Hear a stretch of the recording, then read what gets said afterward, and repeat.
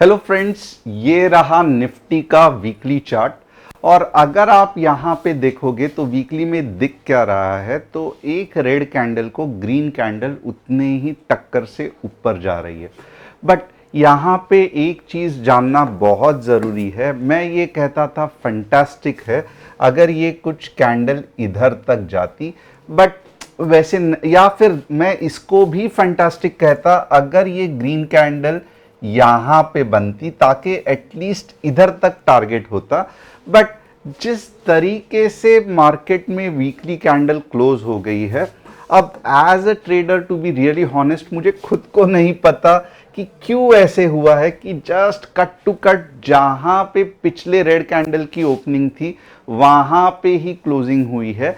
तो क्या इसका मतलब है कि ये जोन बहुत खतरनाक सेलर का जोन है? I don't know.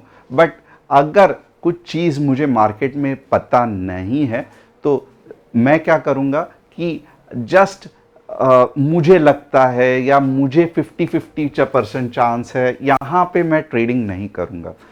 ओवरऑल अगर मुझे आप बोलोगे कि आप बताओ ओवरऑल मार्केट में क्या है, तो ओवरऑल डेफिनेटली बुलिश है।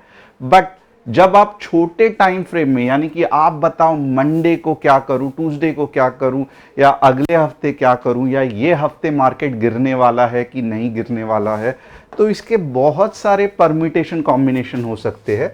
एक तो ये हफ्ते सिर्फ एक दोजी बन सकता है। अब अगर सेलर पूरी तरीके से निकल नहीं गए हैं तो अगले हफ्ते भी दोजी बन सकता है, और उसके बाद में वापस एक बड़ी कैंडल बन सकती है। बट आप बोलोगे ठीक है, आपने तो कहा था कि मार्केट ऊपर जाने वाला है, मार्केट ऊपर जाने वाला है। बट 2 हफ्ते तो हमारा पैसा लूट गया, कैपिटल लूट गया, और फिर मार्केट ऊपर गया, आपके एनालिसिस का क्या फायदा? तो ये होता है बहुत बार। और अगर आपको यही दुविधा से बचना है तो आगे जो मैं बताऊंगा उसको ध्यान से सुनना है। सबसे पहले बहुत सारे लोग पूछते हैं कि सर आप नाम तो एक बार बताओ, क्योंकि हम पहले बार चैनल को ज्वाइन कर रहे हैं। तो मेरा नाम तुषार गोने है, मैं एक SEBI registered equity research analyst हूं। हर शाम मैं आता हूं निफ्टी बैंक निफ्टी का एनालिसिस लेके। चैनल को सब्सक्राइब, बेल बटन को हिट, और डिस्क्रिप्शन में जो व्हाट्सएप कम्युनिटी की लिंक है उसे क्लिक करके हमारे फैमिली के साथ जुड़ना मत भूलना। क्यों मैं ऐसे कह रहा हूं? क्योंकि हर दिन हम निफ्टी बैंक निफ्टी सेंसेक्स के अलग अलग एक्सपायरी मॉर्निंग के एनालिसिस करते हैं। अगर आपको भी ये एनालिसिस कैसे किया, क्यों किया, ये जानना है तो आप क्लिक करके हमारे फैमिली का हिस्सा बन सकते हैं। अब हम देखेंगे कि कुछ अच्छी न्यूज़ क्या है। तो आप देखोगे कि ये जो था ओके फ्राइडे का, तो मार्केट ने इतना ज़्यादा एंड में कुछ दिया नहीं। तो एक मीन्स हमने जो एक्सपायरी स्पेशल था वो चला नहीं, और एक निफ्टी का ये किया। तो कल ज़्यादा ट्रेड्स हमने नहीं दिए क्योंकि मार्केट कंसोलिडेशन मोड में ही था। अपार्ट फ्रॉम दैट आप देखोगे तो एंजल वन, कैंपस, टाटाकॉम, ये 3 स्टॉक का मैं एनालिसिस करूंगा। योगेश जी ने कहा है, सुष्मिता जी ने कहा है। आप चाहते हो कि आपके भी स्टॉक्स का मैं एनालिसिस करूं तो आप कमेंट सेक्शन में डाल सकते हो। देखते हैं कुछ important news. Godfrey Phillips share surges 11% to record high ahead of board meet for bonus issue. अच्छा है। HP electric gains over 2% on securing new orders. चलो ठीक है, 2% ही बड़ा है। HG इंफ्रा स्टॉक सजेस्ट 5% as firm secures ₹716 crore central railway project. तो ये कुछ चीजें हैं। कस्टमर सपोर्ट हमारा एक ही है, हमारा कोई भी टेलीग्राम चैनल नहीं है जहां पे हम ट्रेड्स के बारे में या फिर हम किसी और चीज़ के प्रॉफिट शेयरिंग या आप क्रिप्टो के बारे में कुछ नहीं डिस्कस करते। हमारा एक कस्टमर सपोर्ट है 9152615121। इसे आप हमें व्हाट्सअप करके हमारे फैमिली का हिस्सा बन सकते हो। यहाँ पे आप हमें चैट भी कर सकते हो। तो आइए चलते हैं, अब देखते हैं कि निफ्टी का एनालिसिस मैं कैसे करूँगा। तो बहुत सिंपल है। अगर कुछ ऐसा चीज़ है तो मैं क्या करूंगा, भले मेरा व्यू बुलिश है बट मैं यहां पे ये पॉइंट पे, जो कि एक डिसीजन वाला पॉइंट है, वापस एक बार ध्यान देना, मैं ये पॉइंट पे जहां पे कंफ्यूजन है, डिसीजन मेकिंग पॉइंट है, ये पॉइंट पे जहां पे कंफ्यूजन है, डिसीजन मेकिंग पॉइंट है, मैं कभी भी डिसीजन नहीं लूंगा, मैं कभी भी ट्रेड नहीं लूंगा। क्योंकि जब जब कंफ्यूजिंग पॉइंट पे अगर मुझे 50-50 का ही डिसीजन लेना है तो एज अ ट्रेडर हमारा क्या फायदा, हम तो जुआ खेलने वाले लोग हो गए, राइट। तो हमें ऐसे सब चीज पे, फॉर एग्जांपल आप बोलोगे कि यहां पे डिसीजन ले लो, तो मैं थोड़ा सा हेजिटेट हूंगा, मैं कहूंगा कि नहीं ठीक है यहां पे सपोर्ट है, बट अगर सपोर्ट टूट गया तो यहां पे कुछ ऐसे पॉइंट्स है जहां पे हमें बिल्कुल भी डिसीजन नहीं लेना है, और ये वही एक पॉइंट है। अब आगे थोड़ा सा मैं बताता हूं कि हमें डिसीजन कब लेना है। 15 मिनट्स का चार्ट ओपन करते हैं। ओके, अब बहुत सिंपल सी बात है कि जैसे मैंने कहा मैं यहां पे डिसीजन नहीं लूंगा 25,400 के आसपास, बट अगर 25,400 के आसपास कुछ ऐसी कैंडल बनती है, 25,400 के आसपास कुछ ऐसी कैंडल बनती है, नेक्स्ट कैंडल कुछ ऐसी बनती है, और 25,380 के नीचे अगर कुछ कैंडल जा रही है, अब मैं डिसीजन लूंगा ये वाले पॉइंट तक, यानी कि 25,380 15 मिनट्स कैंडल क्लोजिंग से 25,320 तक, ये 60 पॉइंट्स मैं आराम से ट्रेड करूंगा। समझ में आ रहा है? मैं ऊपर के डायरेक्शन में नहीं ट्रेड करूंगा अगर मुझे रेड कैंडल दिख रहा है, यानी कि मैं अगर मुझे यहां पे समझो कुछ ऐसी ग्रीन कैंडल दिख रही है तो मैं बिल्कुल भी सी नहीं खरीदूंगा, मैं वेट करूंगा, क्योंकि ये डिसीजन मेकिंग पॉइंट है, मुझे विदाउट नॉलेज डिसीजन नहीं लेना है।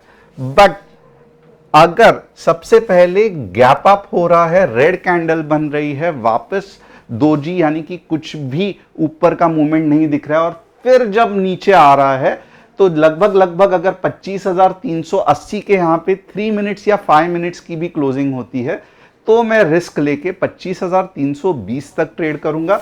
और मेरा स्टॉप लॉस क्या रहेगा, तो बहुत सिंपल रहेगा, 25,405 या 10 जो कैंडल बनती है उस हिसाब से। तो अब आपने देखा रहेगा कि जो चीज अनसर्टन थी वो इंट्राडे में उसकी सर्टेनिटी देख के मैंने नीचे का ट्रेड किया। अब यहां पे एक तो चीज पता चला, बट आपको क्या लगता है कि ये कहां तक नीचे आ सकता है? तो मेरे ख्याल से 25,280 से लेके 25,240 ये लोएस्ट पॉइंट है मेरे हिसाब से। अगर इसके नीचे जा रहा है तो आपको थोड़ा सा संभल के रहना पड़ेगा, बट मोस्टली ये लेवल्स है जहां पे आपको कुछ पुल बैक्स दिख सकते हैं, और अगर यहां पे पुल बैक्स दिखे तो आप 25,400 तक लॉन्ग जा सकते हो। तो यानी कि अगर गैप डाउन भी हुआ, ये वाले लेवल्स रिस्पेक्ट कर रहे हैं, तो आप ऊपर के तरफ 25,400 के ऊपर जा सकते हो। अब एक चीज और भी हो सकती है जो बिल्कुल भी मिस नहीं करना है, क्योंकि मार्केट में मोमेंटम है।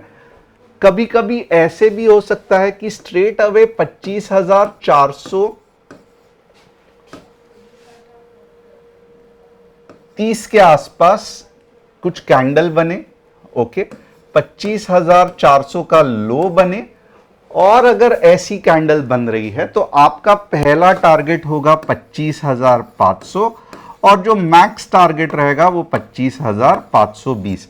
तो यहां पे आप देखोगे ना, इसके भी चांसेस है। तो depending upon the first 15 minutes candle, और उसके बाद में जो इंडिकेशन मिल रहा है लोअर कैंडल में, अगर ग्रीन 15 मिनट्स की कैंडल है, 3 मिनट्स की भी कैंडल ग्रीन में है, तो आप 25,430 के बाद 70 पॉइंट्स या 60 पॉइंट्स एक्सपेक्ट कर सकते हो।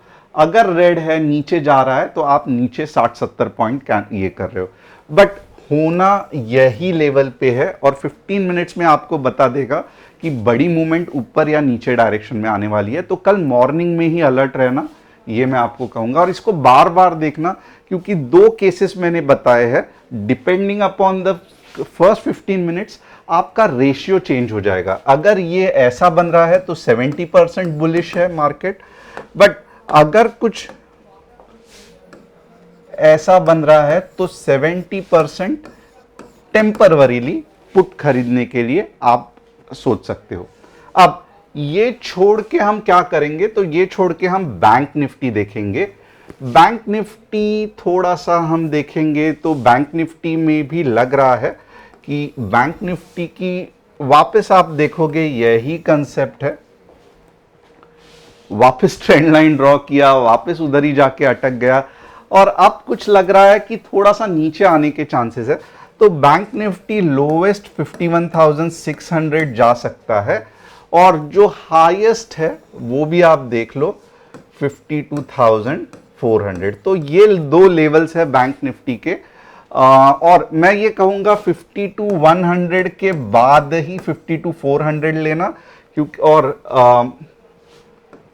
51,900 के बाद ही 51,600 लेना।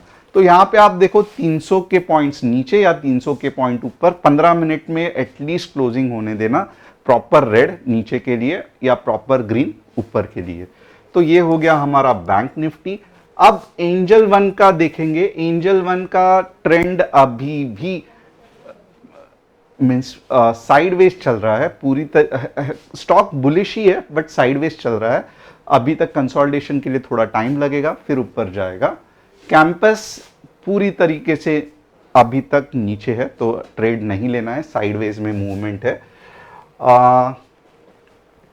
टाटा कम्युनिकेशंस चलो ऊपर जा तो रहा है, थोड़ा थोड़ा आप सोच सकते हो लेने का, but yes Tata communication is in up trend. तो होप आपको आज का एनालिसिस पसंद आया रहेगा। Thanks a lot for joining us और मैं कल मंडे को फिर मिलूंगा विद सम इंटरेस्टिंग एनालिसिस।